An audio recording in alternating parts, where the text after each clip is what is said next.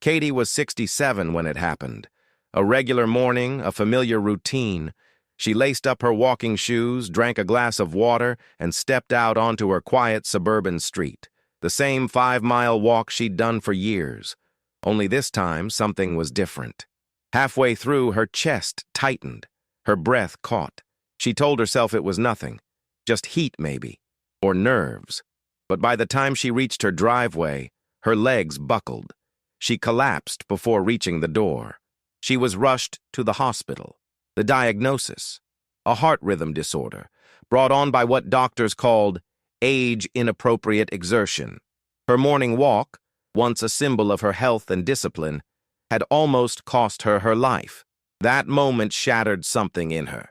Not just the trust in her own body, but in everything she thought she knew about staying healthy. Because Katie wasn't careless. She followed advice. She wanted to lose weight, stay strong, and live long enough to dance at her granddaughter's wedding. But now, she was afraid to move at all. This story might sound extreme, but for many people over 65, it's not as rare as it seems. In fact, what we call healthy habits can quietly turn dangerous when we don't adapt them to the changes of aging, especially when it comes to the heart. Most health messages aimed at older adults still repeat the same mantra: move more, burn calories, stay active. But they rarely say how that movement should look when your body has decades of experience and scars. They don't explain that the very organs you're trying to protect, like your heart, might react differently now, or that weight loss, when chased with the wrong tools, can lead you straight into a hospital bed. It's not about fear. It's about awareness. Katie's story isn't a warning to stop moving. It's a wake-up call to move with wisdom. Because what helped you stay in shape at 40 could overwhelm your heart at 70. And no one is telling you this until it's too late. So if you've been trying to lose weight after 65 and relying on exercises you once trusted, this video could change the way you see your own health and possibly save your heart. Let's look at the quiet shift happening inside your body after 65. A shift that turns even the most familiar movements into potential risks, unless you know how to read the signs. There's something deeply unfair about aging. The body keeps changing, even when you feel the same. You may still feel sharp, motivated, even energetic, but underneath the surface, your heart is moving into a new phase, quietly, gradually, and often without symptoms. And this shift changes everything. By the time you reach your mid-60s, your cardiovascular system is no longer operating like it did in your 40s or 50s. The arteries begin to stiffen, which means your heart has to work harder just to pump blood. Blood pressure becomes more reactive. It can rise quickly with sudden movement, emotional stress, or even heat. And the electrical system that controls your heartbeat becomes more fragile. That's why arrhythmias, or irregular heartbeats, are far more common in older adults. But no one tells you that. Instead, you're often encouraged to simply stay active, as if all movement were equal. As if the heart you had 20 years ago is the same heart you're carrying today. And that belief can lead to choices that feel healthy, but quietly build up strain over time. There's also the metabolic shift. As you age, your body becomes less efficient at burning fat and regulating insulin. That means weight loss becomes harder, and the pressure to push harder increases. It's a perfect storm. You're told to move more, lose weight faster, and fight aging. But your heart is telling you something else. It needs gentleness, consistency, and above all, respect. This hidden shift is not just physical, it's emotional. You start to feel betrayed by your body. Why is something so simple, a walk, a light jog, a session on the bike, suddenly making you dizzy, breathless, or fatigued for days? Many ignore these signs, chalking them up to getting older. But the truth is, these aren't just signs of age. They're signs that your heart is asking you to stop copying your old routines and start listening, to move differently, smarter, with intention, not intensity. Understanding this shift isn't about limiting your life. It's about extending it. When you finally realize that your heart is not weaker, just different, You can begin to build a relationship with movement that heals instead of harms, one that honors your experience and protects your future. And once you see that clearly, you'll begin to notice which healthy exercises might actually be putting your heart at risk, including the one most people over 65 start with, believing it's the safest of all. It sounds almost blasphemous to say, walking can be dangerous. For decades, it's been promoted as the gold standard of healthy aging, low impact, simple, and safe for all ages. And for many, it truly is beneficial. But the reality is more complicated, especially when weight loss becomes the goal. Let's go back to Katie. Before her collapse, she was walking 5 miles every morning at a brisk pace. Not leisurely, not relaxed, but purposeful, almost pressured. She was trying to burn fat, clear her mind, and keep up with the numbers on her fitness tracker. On paper, it looked like discipline, but her body experienced it differently. For people over 65, long, fast-paced walks, especially in the morning on an empty stomach or under the sun, can trigger silent cardiovascular stress. When you wake up, your body is naturally more dehydrated, your blood pressure is less stable, and your heart has just spent hours at rest. Asking it to suddenly push harder, especially without a warm-up or nourishment, is like slamming the gas pedal on a cold engine. This can lead to a sudden spike in heart rate, erratic blood pressure, and even temporary oxygen imbalance, all of which are dangerous for an aging heart. And yet, it's a routine thousands of older adults adopt, believing they're helping themselves. The risk increases when walks become competitive. Whether it's tracking steps, racing time, or pushing through fatigue, that subtle pressure to do more turns a therapeutic activity into a hidden threat. And there's another detail most people overlook: terrain.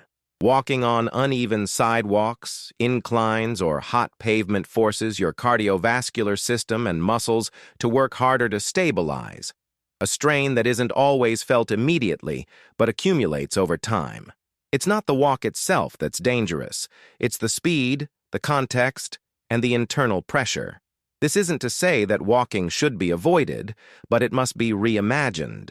Slow, mindful walks, ideally after eating in shaded areas with pauses to rest and breathe, can offer enormous benefits without harming the heart. But that means letting go of the mindset that more equals better. So ask yourself, when you walk, are you listening to your body or following an invisible race you didn't mean to enter? Have you ever felt dizzy or breathless during a walk, even if it felt normal? Let me know in the comments. Your experience might help someone else recognize a warning sign. Now let's look at another routine that hides behind the walls of safety, but silently places enormous stress on the very organ you're trying to protect. There's a certain comfort in the familiar hum of a gym. The rows of machines, the steady rhythm of pedaling or lifting, the sense of control. For many older adults, the stationary bike is the go-to choice. It feels safe, seated, stable, no impact on the joints. But under the surface, it holds a risk few recognize, especially for the heart. Let's imagine this scene: a quiet gym, early morning. A 70-year-old man, recently retired, climbs onto the bike. He selects a program on the screen, sets a goal: 30 minutes, moderate resistance. He begins to pedal, watching the time tick by. Sweat forms, heart rate rises, but he's focused. He doesn't stop. He's trying to lose weight, maybe lower his blood pressure, maybe keep up with the numbers his doctor warned him about. But here's what's happening inside. Unlike walking, where the body shifts naturally and allows for pauses, the stationary bike demands continuous effort in a fixed position. The seated, slightly hunched posture compresses the diaphragm and limits full breathing. The legs pump constantly without the variety of movement that walking or swimming might offer. And because you're stationary, you often don't notice how much your body is exerting itself until it's too late. This is where the danger lies: the illusion of safety. That steady pedaling can lead to a subtle buildup of cardiac stress. If your blood pressure spikes, or if your heart rhythm starts to shift, you might not notice the early warning signs. Dizziness, lightheadedness, or tightness in the chest can be dismissed as just fatigue. But for someone over 65, especially someone dealing with silent cardiac conditions, those moments can mark the onset of something serious, like arrhythmia, or even a minor cardiac episode. And because this activity feels productive, I'm doing something good for my body. People often push through, ignoring their body's quiet protests. Another hidden issue is the temperature and air circulation. Many gym spaces are warm and poorly ventilated. Combine that with dehydration, common in older adults, and the risk grows. Blood thickens, heart rate accelerates, and the strain builds silently.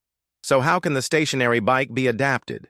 Shorter sessions, more breaks, monitoring your heart rate with intention, not obsession, raising the handlebars to avoid the hunched position, breathing deeply, drinking water, and, most importantly, listening for signs of overexertion instead of chasing the clock or calorie burn.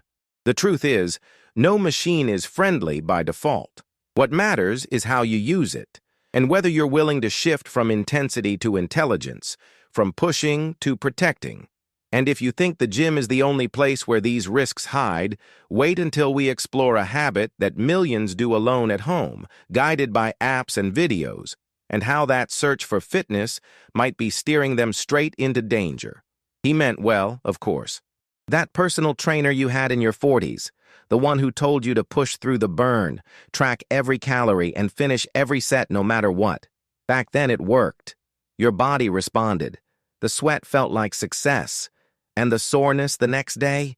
Just proof you were doing it right. But now, at 65 or 70, following that same advice could be setting you up for exhaustion, injury, or something far worse. It's not that movement stopped being good for you, it's that the rules changed. Quietly. And most people, including trainers and doctors, don't always explain how much those rules shift with age, so we keep playing the same game, not realizing the field has tilted beneath us. In your 30s or 40s, the body recovers quickly. The heart can handle sudden spikes in demand. Hormones like cortisol and adrenaline rise and fall in a predictable rhythm. But after 65, recovery slows down. Inflammation lingers. Your heart, already working harder against stiffer vessels, doesn't benefit from sudden jolts of effort. It responds better to steady, moderate movement, not bursts of intensity.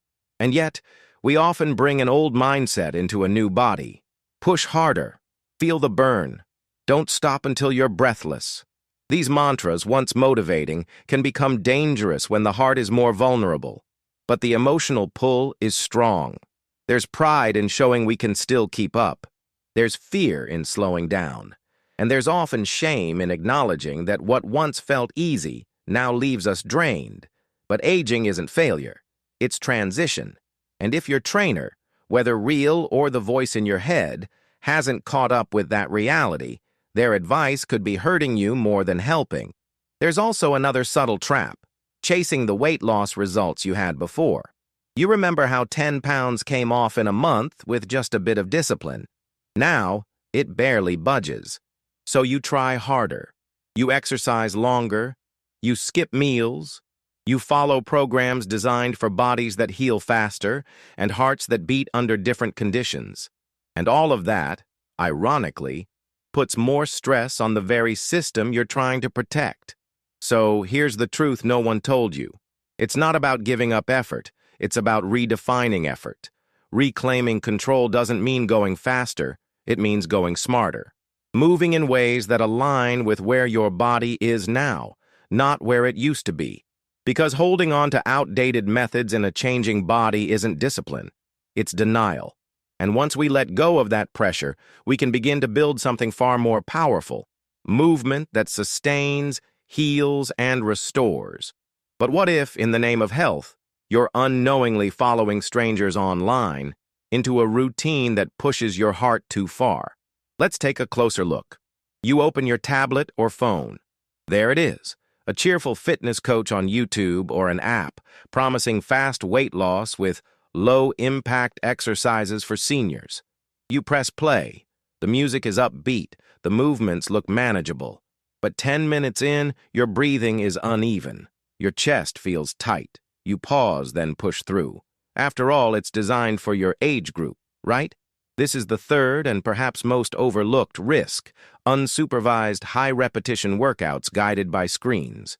These routines have exploded in popularity among older adults, and while many are created with good intentions, they often ignore one critical truth: age alone doesn't define safety. Your heart condition, medication use, previous activity level, hydration, and even sleep quality the night before all matter. And a 20-minute video can't adjust for any of them.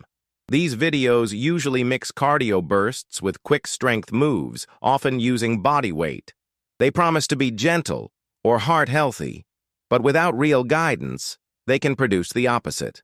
Many feature transitions that are too fast, floor movements that affect blood pressure regulation, or repetitive motions that can cause microstrain on joints and the heart. What's worse is the psychology behind it. There's a subtle pressure to finish the video, to keep up with the instructor, to prove to yourself or others that you still can. You don't want to hit pause. You don't want to admit this is harder than it looks. So you go on, even when your heart is racing, even when your muscles tremble, even when your intuition whispers, stop. And unlike in a real class, no one's there to see your posture, your color, your breath. No one says, hey, let's take a break, or notices you've been holding your breath for 3 minutes straight. That absence of feedback is where danger creeps in. It's also where guilt thrives. Because if a video says low impact and you struggle, the problem must be you, right? That belief can drive you to ignore warning signs, to dismiss lightheadedness or nausea as just getting back into shape. But those signs, in someone over 65, could be your heart saying, slow down or I can't keep up. So what's the alternative? Movement that's responsive, not prescriptive. Exercise that adapts to you, not the other way around. That could mean short, 5-minute stretches throughout the day instead of a 30-minute session. It could mean walks interrupted with seated breaks. It could mean dancing slowly in your living room instead of mimicking a 20-year-old instructor. Because the real goal isn't to match someone else's pace. It's to protect your heart while reconnecting with your body's natural rhythm. And if you've ever wondered why you feel more exhausted or anxious after these senior-friendly workouts, you're not alone. You're also not failing. You're just ready for a better way to move. One that finally listens to your body instead of ignoring it. This part is hard to admit, not to others, but to ourselves. The idea that what once made us feel strong, energized, even proud, might now be what's draining us. That the very workouts we relied on for decades could be quietly punishing a body that's simply asking to be treated differently. Because here's the truth. The problem isn't exercise. The problem is insisting on moving like nothing has changed. As if the passing years haven't altered the terrain of your body, your energy, or your heart. You're not lazy. You're not weak. You're adapting, or at least you're trying to. But it's hard to shift mindsets when the culture still pushes the same messages. Fight aging, push harder, look younger, move more.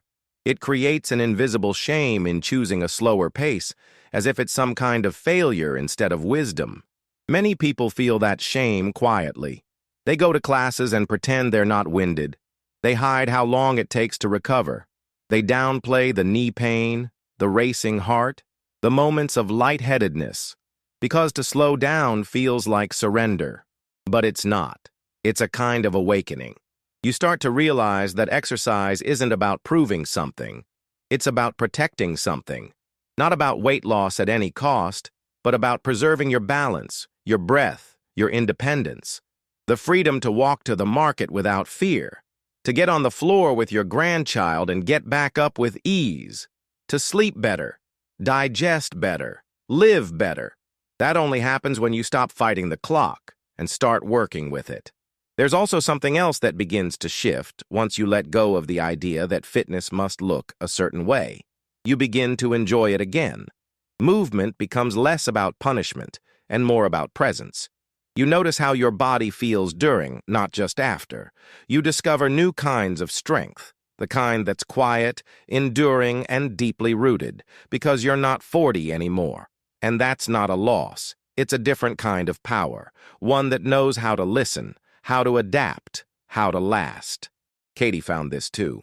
After her health scare, she stopped walking 5 miles a day.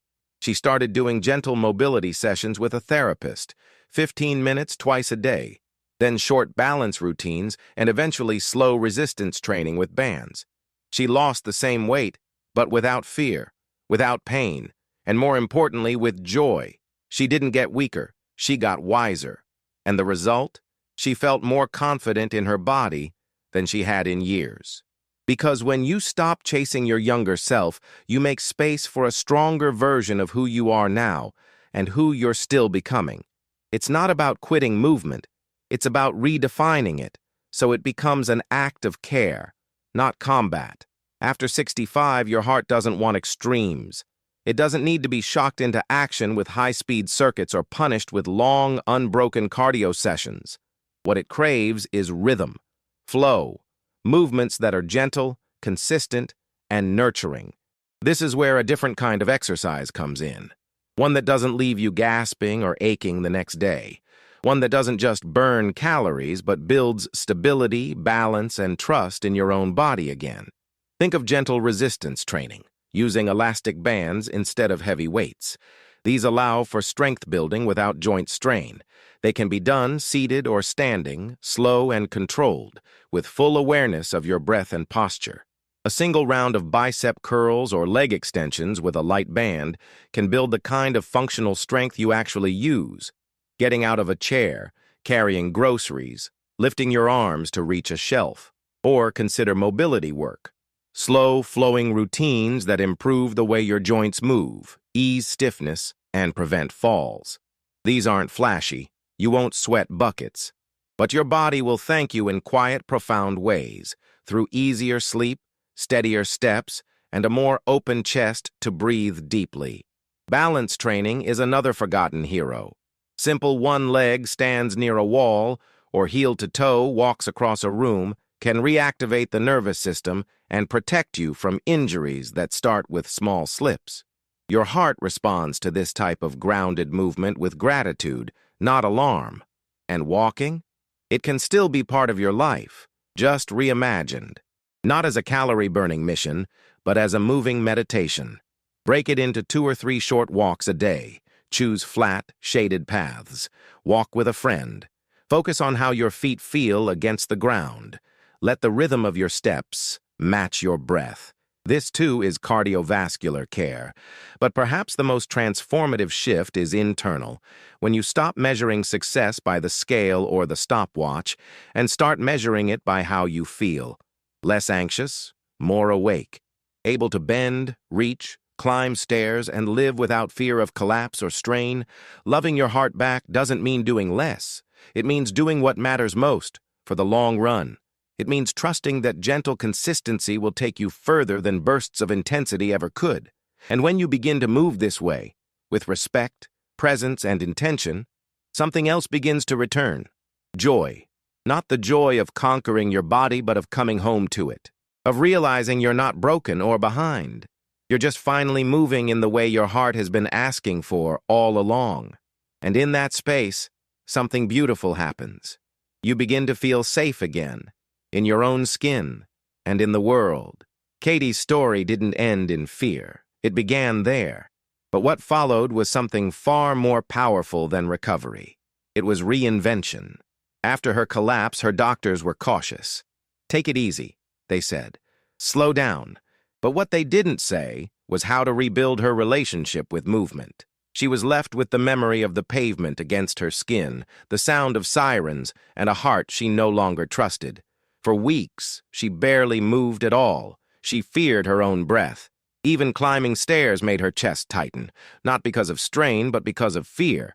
But Katie didn't want to live in fear, not when she had so much left to do, so she started small.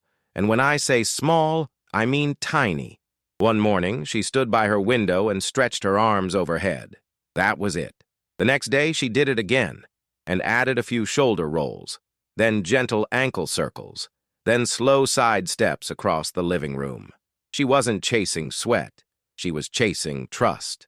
Soon, a physical therapist introduced her to resistance bands. At first, they felt silly, lightweight like toys. But by week 2, Katie noticed she was standing taller. Her back ached less. She could reach the top shelf again. Her balance improved. She stopped grabbing furniture as she walked through the house. More importantly, she smiled while moving. Not because she was proud of how much she'd done, but because she finally felt safe inside her own body. Over time, Katie found her rhythm. Twice a day, she did 20-minute sessions that included breathing, mobility, resistance, and rest. She didn't weigh herself obsessively, but slowly, her clothes began to loosen. Her energy returned. She laughed more. She sat on the floor with her granddaughter, and for the first time in a year, got up without help. What Katie gained wasn't just physical. It was emotional resilience, confidence, the quiet joy of knowing she wasn't fragile. She had just been misinformed. She no longer looked at exercise as punishment for aging or a task to burn off something. She saw it as a ritual of care, a gift she gave herself, and her family noticed. Her son stopped worrying every time she stood up too quickly. Her daughter asked to join her stretching routine. Her granddaughter started copying her movements, giggling and clapping when they finished together. Katie didn't go back to who she was before. She became someone wiser, steadier, and more at peace. Because when you stop seeing your body as a problem to be fixed and start seeing it as a companion to be nurtured, everything changes. And now it's your turn to ask yourself, are you moving to punish your body or to partner with it? Because there's one question that can guide every movement from now on, one that might just change everything. Stand still for a moment. Just you, your breath, your body. Before you move again, before you follow another routine, open another fitness video, or chase another goal, ask yourself this: is this movement respecting my age or ignoring it? It's a simple question, but it carries weight.